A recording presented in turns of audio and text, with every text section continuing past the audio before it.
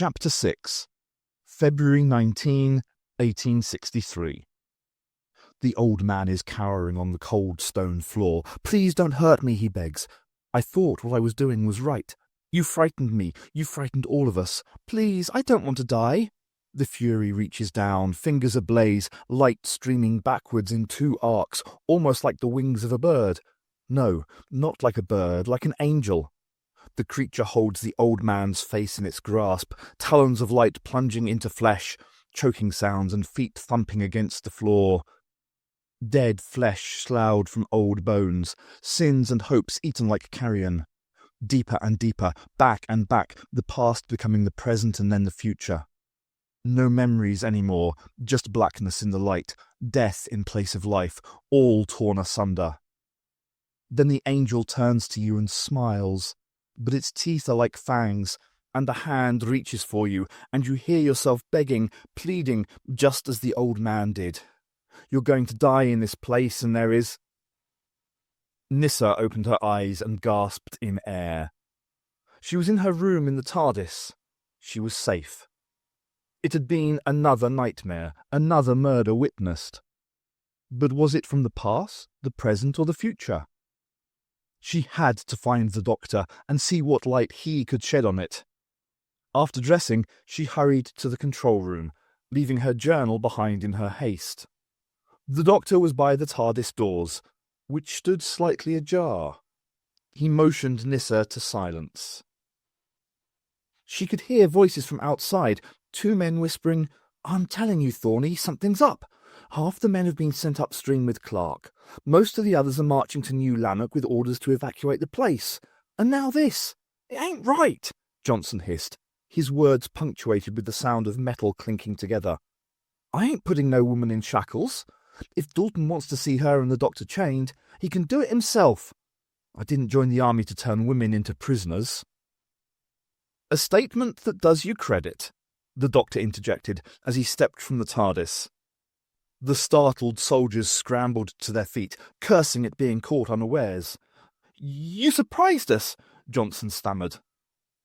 The doctor smiled as Nyssa emerged from the blue box. "I understand there is much afoot this morning. Perhaps you gentlemen would be kind enough to deliver us to General Dalton. We have to speak with him as a matter of urgency." Hawthorne stepped aside and pointed down to the river below. "He's waiting for both of you down by the water's edge, Doctor. This way." The doctor smiled insincerely. "You're too kind, Nyssa." She joined him, and they walked down the steep hillside together, followed by the two guards. Both soldiers were carrying heavy chains and manacles. "Doctor, I had another of these dreams last night," Nyssa whispered. "I rather thought you might. An angelic creature torturing and killing an old man?" "Yes. How did you—" "I had the same vision. Probably a side effect of the rift widening, accentuating the psychic capacity of those nearby with latent abilities. I think I know who our angel is." "James?" The doctor nodded. "He was probably responsible for the deaths of those officers." "How did he get here before us?" "How indeed? And why has he become a murderer?" "Don't you mean the creature from beyond the rift that possesses him?" Nyssa asked. "Surely that is the killer, not James." "I'm not so certain of that anymore." Nyssa wanted to ask him more, but they had reached the bottom of the slope. A less than gentle nudge from Hawthorne's rifle butt propelled the doctor towards the general, who was standing out on the pontoon. Dalton was surveying the river, hands resting on his hips, his head tilted to one side, listening intently. "Do you hear that, Doctor?" "The water flowing by, or the dull thud of someone making a terrible mistake?" "Neither. If anyone has made a terrible mistake here, it is you." The general turned to regard his captives. "I thought I ordered this man and his accomplice to be shackled." "Well, you can't always get what you want," the doctor said, a benign smile playing across his lips. "Who said that first, I wonder?" "You, sir, are a traitor and an impostor," the general shouted.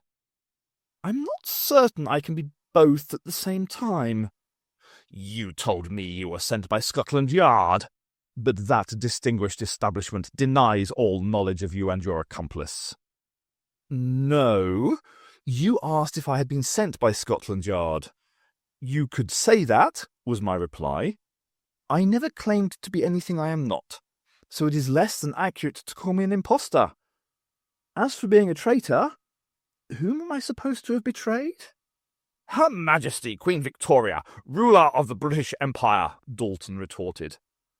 Her private secretary, Sir Henry Ponsonby, sent me a telegram demanding you be arrested, tried, and, if I deemed it necessary, summarily executed. Could I see this telegram?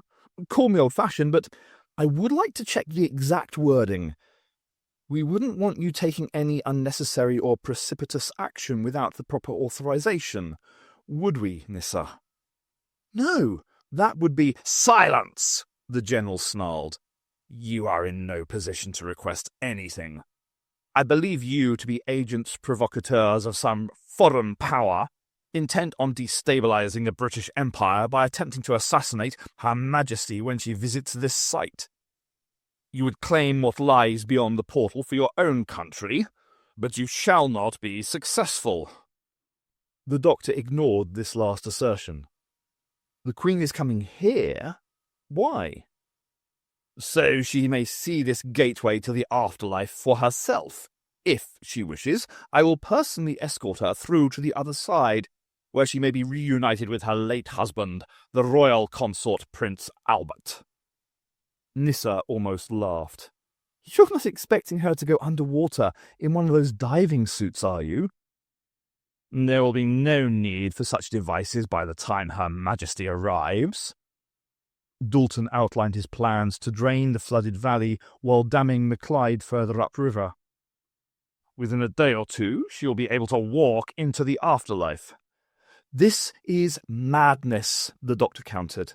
You and I have travelled through the rift, and we both know it is not the gateway to some paradise of eternal life. Have a care, General. I heard you screaming in terror and pain on the other side of that portal. Nonsense! I have never let pain or terror be my master. Please, think again before you bring Her Majesty to this place. Your pleadings come too late. I have already sent a telegram to Windsor Castle. It should reach Her Majesty shortly. The doctor was not giving in yet. There is a murderer loose here. He has already claimed the lives of 2 officers and, I believe, a civilian was slain last night by that same hand. Would you risk Her Majesty's life in such circumstances? How can you know all this, unless you are the murderer? Dalton demanded. He saw it in a vision, Nissa replied. And so did I. Ah, yes, the Lady Nissa. Strange that one with such an aristocratic bearing and countenance should go unrecorded in every record of the peerage. Strange also that Scotland Yard could find no mention of any place or dwelling known as Traken within the Empire. Can you explain that riddle to me? Where I come from is not important, Nissa began. Quite right. It is where you end up that most concerns me, the General spat back. I have never ordered the execution of a woman, but you shall become the first, unless the doctor can offer some mitigating reasons why I should spare your life. Whatever you think of me, you cannot perceive Nissa as a credible threat to you or your mission, the doctor said quietly. Show her some mercy. Dalton stepped so close to the doctor that their noses were almost touching. There is no mercy in war, Doctor. You would do well to remember that. In the meantime, I will let you live until further proof of your crimes has been unearthed. But you shall both be shackled and remain so until I decide otherwise. Is that quite clear? Perfectly so. Tell me one thing, General. Have you been suffering any headaches since you returned from the dive yesterday? Dizziness, perhaps shortness of breath? Don't try to be concerned for my health, Doctor. It doesn't suit your bland face. It's just that I notice you have a tiny bubble in the aqueous humour of your eye. Some 200 years ago, an English physicist called Robert Boyle noticed a similar symptom in the eye of a viper that had been compressed and decompressed.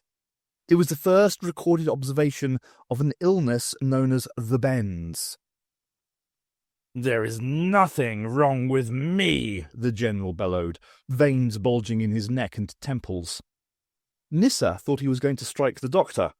Instead, Dalton snapped his fingers, summoning forward the two soldiers. "Remove these two enemies of the Empire and shackle them. Make sure the chains are good and tight. Such as these deserve no comfort nor any sympathy. Dismissed." Volmer was glad to be away from Coralline. Word of the dead officer had spread quickly through the ranks of the new troops, casting a pall over the encampment. General Dalton's behaviour had also been troubling, more aggressive and less willing to listen. The sergeant had been proud to serve under the general in the Crimea, but Dalton had been a different man since injury forced him away from the battlefield. The man seemed to be spoiling for a fight, all too eager to prove himself still the warrior he once was. That could only lead to trouble, especially with no other officers around to contradict him nor offer alternate counsel. But most of all, Volmer was glad to get away from the flooded river valley with its steep hills and oppressive atmosphere. Since arriving, he had felt as though his every move was being watched, as if someone was peering over his shoulder. When Dalton had asked him to detail men from the lower ranks to evacuate New Lanark, Volmer had taken the job for himself, even though only half a dozen troopers could be spared for the task. Another half dozen had been sent to Lanark to collect yet another piece of diving equipment. Why this was necessary, when most of the troops were busy lowering the water level at Coralline, escaped the sergeant's reasoning. But the general was determined to go back through this gateway today, taking at least a dozen men with him. So, Volmer was left with 6 men and a village of more than 1,000 people to evacuate in just a few hours. Dalton gave him a signed letter from Her Majesty, requesting that any and all assistance be given to whomsoever bore the missive. The sergeant had taken that directly to the Walker brothers, who owned the cotton mills. They had grumbled about lost productivity, but eventually agreed to evacuate the community for 2 days while water was temporarily emptied from above the dam. Their mood had improved when Volmer offered to seek compensation for any losses, and made assurances armed troops would protect all the property left behind, particularly the antiques the Walkers had in their home. Once the announcement had been made to the workers, the evacuation began in a surprisingly ordered fashion. By midday, most of the workforce and their families were making their way up the hill away from New Lanark, taking just a few clothes and belongings with them. Volmer was happy for the Walker brothers to take charge of finding billets for their workers until the emergency was over. Once the evacuation was underway, the sergeant initiated a room-by-room search of the empty village to ensure nobody was left behind. When he saw the simple lodgings occupied by most of the workers, he realized why there had been so few protests at leaving their belongings behind. They didn't have much worth stealing beyond clothing and the few possessions they were carrying. He knocked on the entrance to a single-room dwelling, but got no response. Volmer was about to move on when he noticed a curious odour seeping from inside, sweet and sickly, like toffee burning over a fire.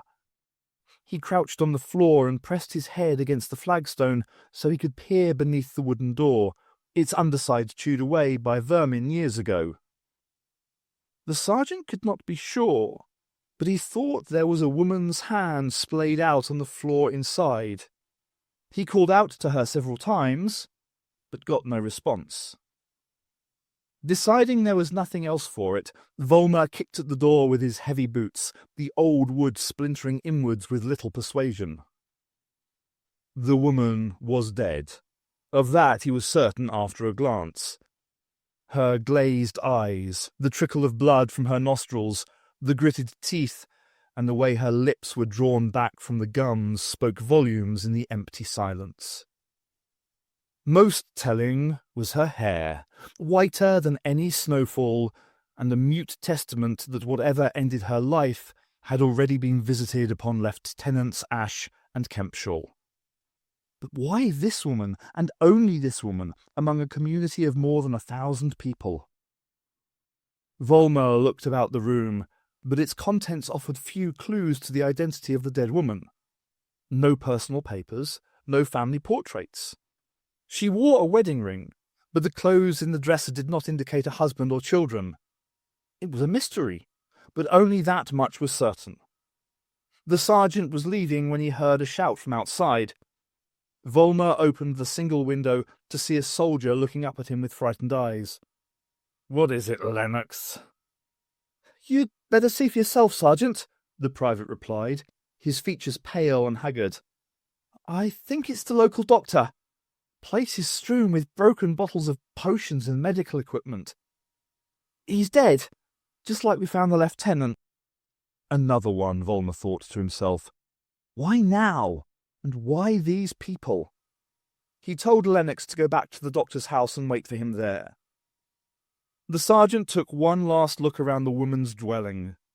So much about this didn't make sense. He knew there was probably a clue here, but he was no detective.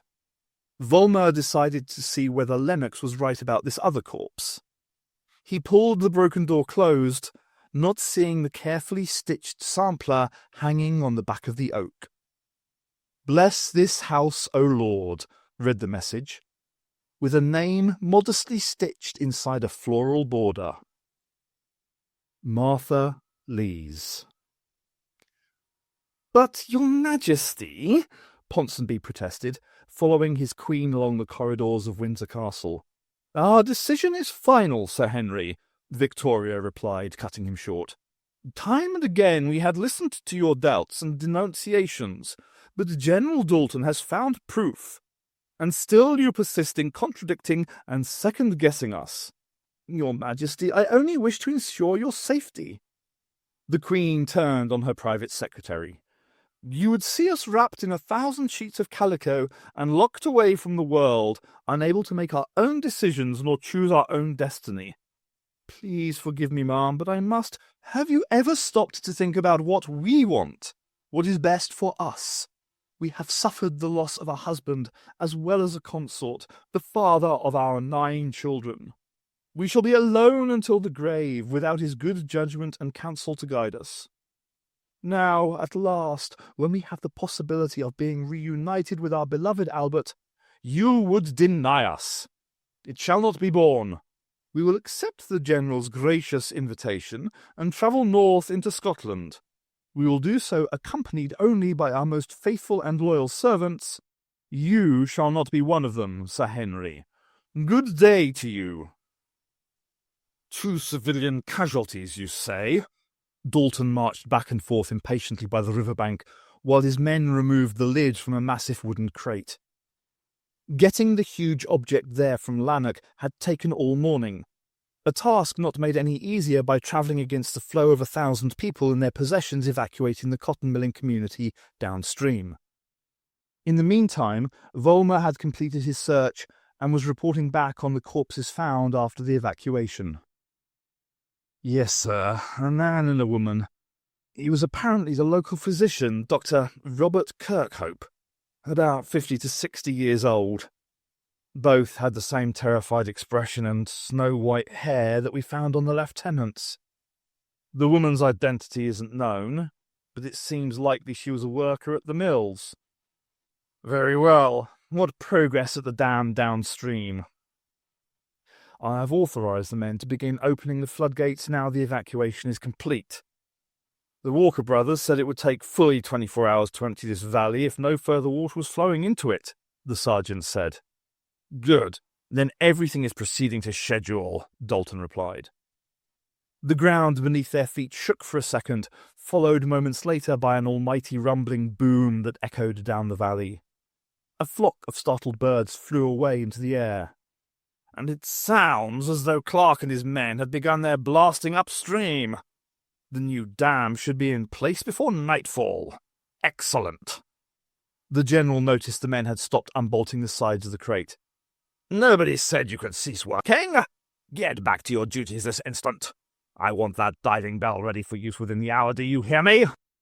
The soldiers saluted and returned to their task. "Will there be anything else, General?" Volmer asked. "Yes. Go and check on the prisoners." "Prisoners?" "I've had the doctor and Nissa put in shackles. They as much as admitted being responsible for murdering those two poor souls you discovered in the village. I suspect they may also have had a hand in the killing of Lieutenants Ash and Kempshall."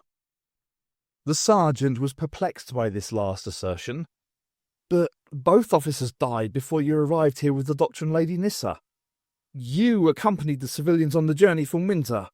How could they be responsible for Ash and Kempshall's deaths?" "Are you questioning my judgment, Sergeant?" Dalton demanded. "No, sir, of course not, but I don't think the army is not paying you to think, Sergeant. If the army wanted men who could think, it would deploy philosophers instead of infantry on the battlefield. Have you seen any philosophers going to war, Sergeant?" "No, sir." Volmer felt embarrassed at being browbeaten in front of the lower ranks. He would never dream of subjecting his own troops to such a humiliation. "No, sir," Dalton replied, mimicking the sergeant's East End accent.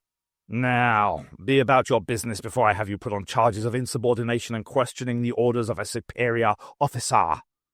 Volmer snapped to attention, saluted crisply, and then marched away. The sooner he got away from bloody General Dalton, the better. William Clark was enjoying himself. His father and 3 elder brothers had established a lucrative demolition business a decade ago. Old single-storey buildings were being torn down and replaced with new, taller structures across the north of England to create room for new machines and new methods of production in mills and factories. Clark had grown up amongst brick dust and rubble. While other boys played with toys, William was learning how to cut a fuse to the right length for any situation, and how best to frame a detonation so the debris went precisely where you wanted. But being the youngest of 4 sons meant he would never be more than a junior partner in the family business, forever under the thumbs of his siblings.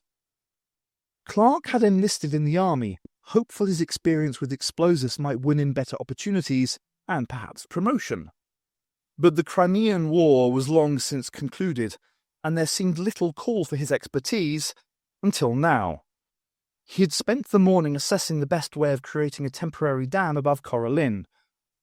To plug the valley permanently would require a massive workforce, not to mention the flooding problems it would create further upriver. But the general had only asked for a stopgap, something that would halt the flow of water long enough to gain better access to the portal below the falls.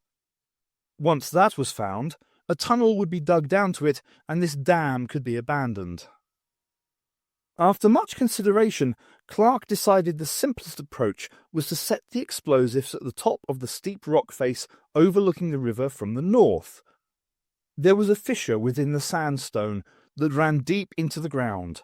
Crack that apart, and half the hillside would tumble down into the narrow gorge, blocking the water's progress in less than a minute. How long the landside of rocks and trees and earth could resist the river's insistent waters was another matter. When it came, the explosion was louder than anything Clark had heard in his life, still ringing in his ears long after the dust had settled. Afterwards, the lance corporal ventured forward to see the results of his work. He soon smiled with satisfaction. Half the northern slope had displaced itself into the valley, neatly cutting off the flow. Already the gorge downstream from the new dam was beginning to run dry, starved of its water supply. Now the hard work began. Clark shouted at his men to emerge from safety. "We need to shore up the dam. I want 4 two-man teams cutting down trees. Choose the ones nearest the edge so we can roll them down into the gorge. The rest of you, start gathering rocks and stones to build up the top of the dam. Nothing smaller than your head. Everybody understand what you have to do? Good. Then move." The afternoon hours had hung heavy. punctuated by the rantings of Dalton at his men and, further, occasional explosions from upstream. The General was becoming increasingly frustrated by delays in preparing the diving bell for use, screaming abuse at the men attaching guide ropes and linking air hoses from the bellows box. Volmer had been careful to keep out of Dalton's way, not wishing to catch another torrent of abuse from the sharp edge of the General's tongue. Instead, he took over responsibility for guarding the Doctor and Nyssa, sending Johnson and Hawthorne to the water's edge in his place. The prisoners were sat back to back in front of their blue box, wrists and ankles manacled together, chains linking the metal restraints. Despite being under suspicion for several mysterious deaths, the duo appeared unconcerned by their situation. "It's Dalton you should be guarding, Sergeant, not us," the Doctor said. "He's becoming increasingly irrational, refusing to listen to reason. He's a danger to himself, but worse than that, he's a danger to everyone else around him." "The General is one of the finest officers I've ever had the privilege to serve under," Volmer replied, not wishing to get drawn into this conversation. "He may well have been, in the past, but not any more. Listen to him," Nyssa said. Dalton's latest tirade drifted up to the encampment. "Is he normally like that?" "He seemed quite a pleasant fellow at Windsor," the Doctor added. "But since we arrived here..." "There's a medical condition called decompression sickness, also known as the bends. It's been identified among workers who spend long hours doing construction work underwater inside caissons like that diving bell." "Laying foundations for bridges?" "Exactly. It's a disorder of the body, characterized by severe pain, cramp, and difficulty in breathing.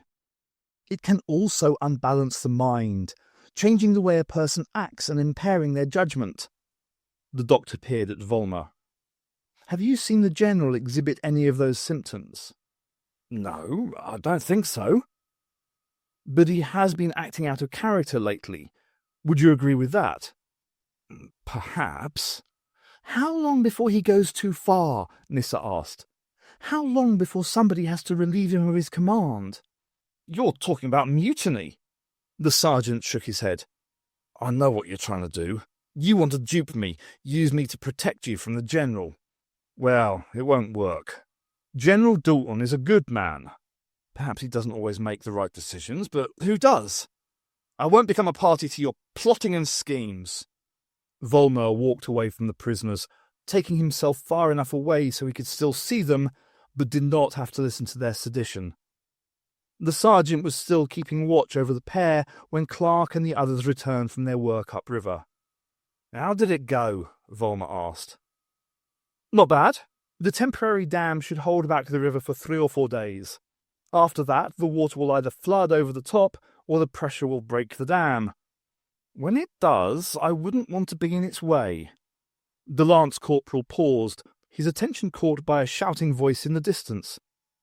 "Who is that screaming?" "Dalton. He can't get the diving bell working properly.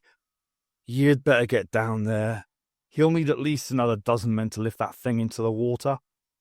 Clark gave Volmer a friendly salute before leading his men down the hillside to the pontoon. It was almost dusk when the diving bell was put into the water. Dalton began stripping off the inessential parts of his uniform. "Lance Corporal, go to the camp and bring down the prisoners. Have Sergeant Volmer return with you." Clark ran up the hillside to fetch the guard and his prisoners. It took some time to get the 2 captives down the slope, their movements restricted by the manacles and chains. Nyssa was surprised to see the diving bell half submerged in the water. Despite the name, it was a cube of cast iron that reminded her of a contraption she had travelled in at Heathrow Airport with Tegan. What had it been called? A lift. Yes, the diving bell looked like a lift, but one without doors. "How do you get inside it?" she asked. "There is no floor," the Doctor said. "As the bell is lowered, air is trapped inside by the water pressing up into the cavity from underneath. The greater the depth, the stronger the water pressure becomes. To compensate, more air is pumped in through the top, balancing out the pressure inside. But how will the soldiers get from inside the diving bell to the rift and back? By swimming, the general replied, Approaching the two prisoners. I hope you can swim, young lady, since you are coming with us. Dalton loomed over Nyssa, but she refused to be intimidated. Why? I want you with me as a guarantee when we enter the portal. That way, the doctor will not be tempted to escape while we are on the other side. The doctor was still trying to get through to Dalton. You know as well as I do the rift is extremely dangerous and unstable. Sending one person through is foolhardy. Taking a dozen people through could be cataclysmic. Dalton lashed out with a clenched fist, striking the doctor across the face with such force it sent him sprawling. The general demanded Volmer hand him a rifle. After checking it was loaded, Dalton aimed the weapon at the doctor's head. One more word from you, and I will take pleasure in bringing forward your execution. Do I make myself clear? The doctor just nodded, his eyes ablaze with anger. Satisfied, the general gave the rifle back to Volmer.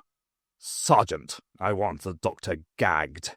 That should still his tongue in my absence. Then remove the shackles from the female prisoner and place her inside the diving bell. Clark, choose 10 of your best men and move them inside the diving bell, ready for the off. The rest will be here maintaining the air supply, controlling the speed the diving bell descends, and pulling it back up when I give the signal. Is that clear? Volmer fashioned a gag from his handkerchief and began tying it around the doctor's neck. But the prisoner still managed to shout a few words before being silenced. Nyssa, whatever you see beyond the rift, don't believe it. The general strode into the water, followed by Clark and 10 soldiers. Volmer followed them, leading Nyssa to the diving bell. The sergeant saluted Dalton before standing aside to let the troops enter the cube, the general taking Nyssa with him. Within a minute, the bell was disappearing under the surface, just the air hose and guide ropes betraying its presence.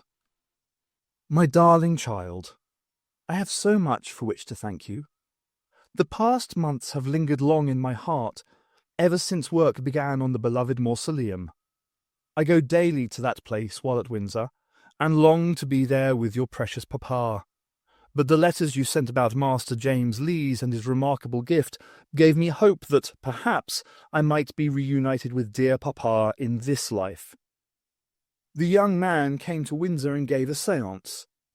To hear papa's voice speaking, it was like he was standing beside me, his hand resting on my shoulder. Please excuse me if my own hand shakes in writing this. I am travelling north into Scotland by train, and the carriage is most violent in its movement. By the time you read these words, I will be visiting the place that Master Lees spoke of a gateway to the spirit world. As you can imagine, Sir Henry objected most strongly to my journey, and insisted I be accompanied by a small contingent of household guards. He wants only for my safety, but he does not understand what it is to lose the one you love so soon in life, to be so utterly bereft. I remember that dreadful, dreadful day last December, when I began my second year alone. We all went into your papa's dear room, and Dr. Stanley most kindly held a service for us, with prayers and beautiful words. The room was full of flowers and sunshine, so glorious for a winter's day, so comforting. I said it seemed like a birthday, and Dr. Stanley answered, "It is a birthday in a new world." Now I journey to see that new world for myself. I know not whether I shall return. Finding and losing my beloved again may be more than I can bear, so I may choose to stay with him there. I know you would understand, my dearest daughter. Whatever may come to pass, please destroy this missive after you have read it. I travel in secret, and none must know of this most precious journey. I hope and pray for what our tomorrows may bring. Ever devoted, Mamma, V.R. Having lived in London for much of his life, Volmer was used to the glow of gas lamps illuminating the night. Even in a pea souper, there was always a hint of light to find your way home across the cobbles. But beside Cora Lynn, Night fell like a shroud. There were a few pinpricks of light in the sky, but they seemed distant and lonelier here. The sergeant smiled to himself. Clara loved looking up at the stars. Just after they were married, he once took her across the river to Greenwich for a picnic. They had climbed the hill to Blackheath and laid out on the grass, watching as the stars winked into existence overhead, the sky bleeding blue into black. What is she doing right now, Volmer wondered. Is she sitting in the front room by the fire thinking of me? The sergeant was surrounded by his men, but still felt lonely. Perhaps it was time to surrender his uniform and go back to civilian life. He had seen enough death and misery to last him a lifetime. Perhaps it was time to go home. They could try again for a baby. Maybe it wasn't too late. Sergeant, you'd better come and have a look at this. Johnson's voice intruded upon Volmer's musings. He stood and walked onto the pontoon. Lanterns had been hung about the wooden platform to provide light for the men keeping the flywheels on the bellows box turning.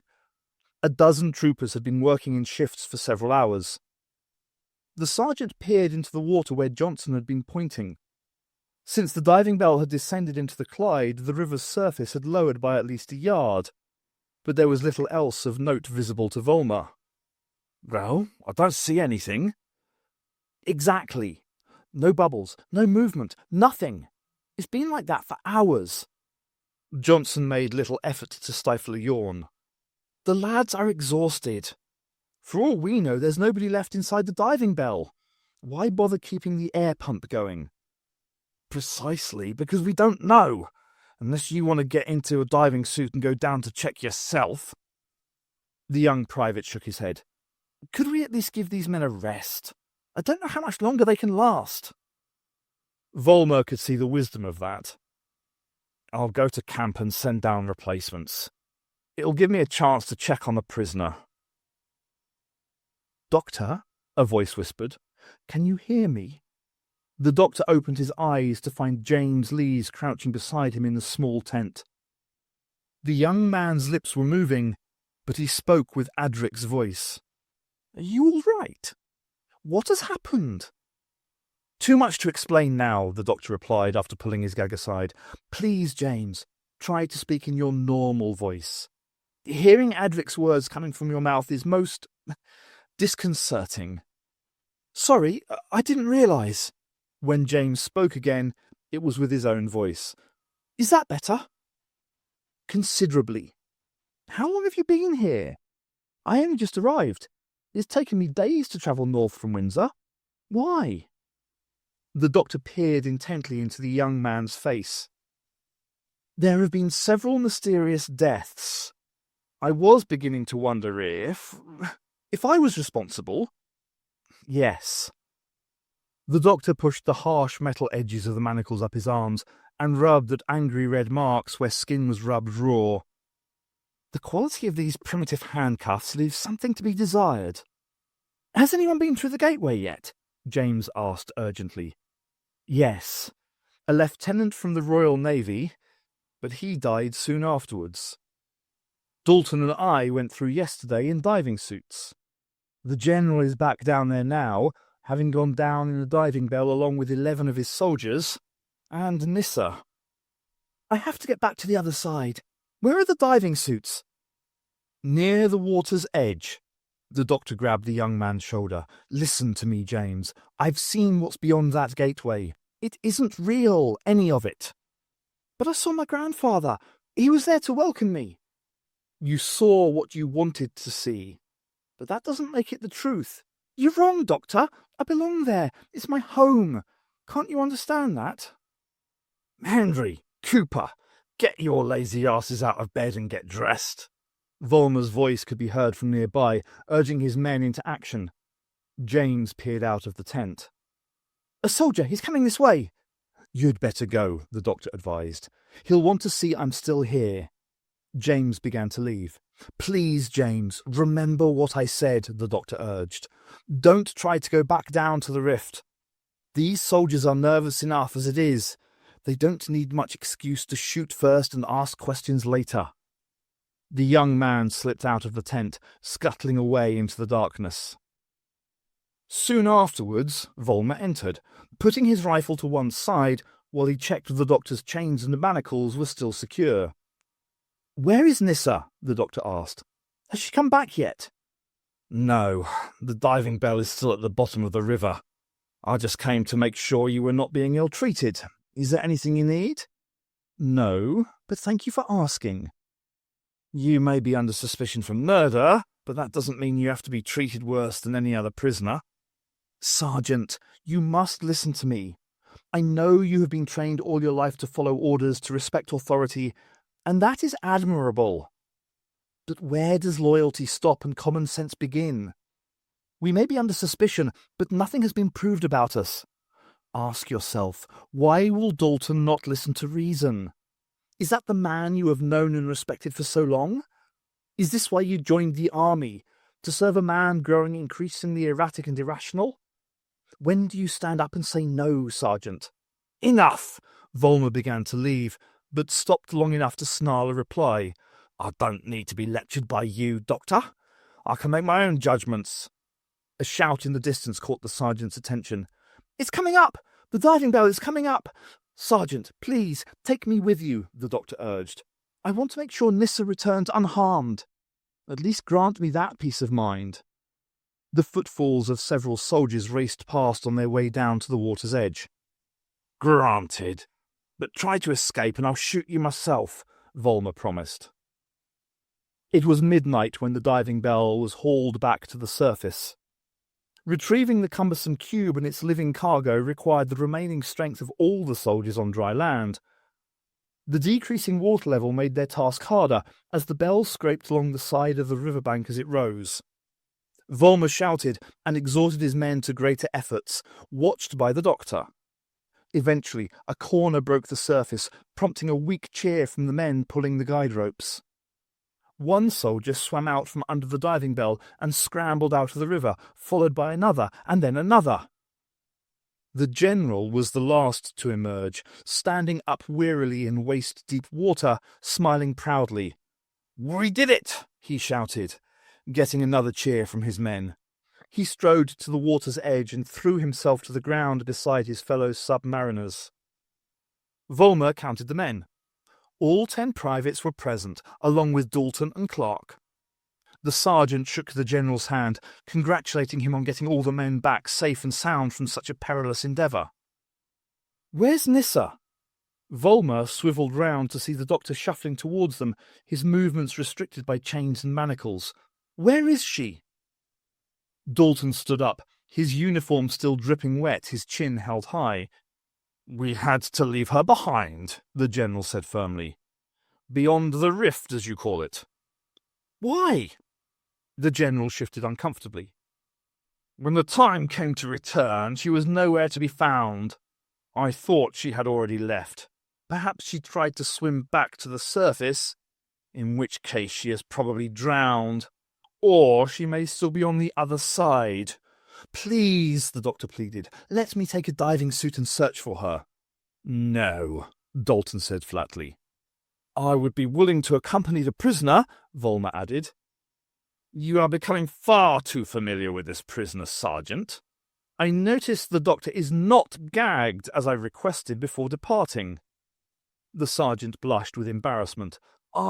Quite frankly, I couldn't care less about your explanation or what has happened to the doctor's accomplice," Dalton said. "The life or death of such a worthless whelp is of no interest to me. My priority is preparing the gateway for Her Majesty's arrival.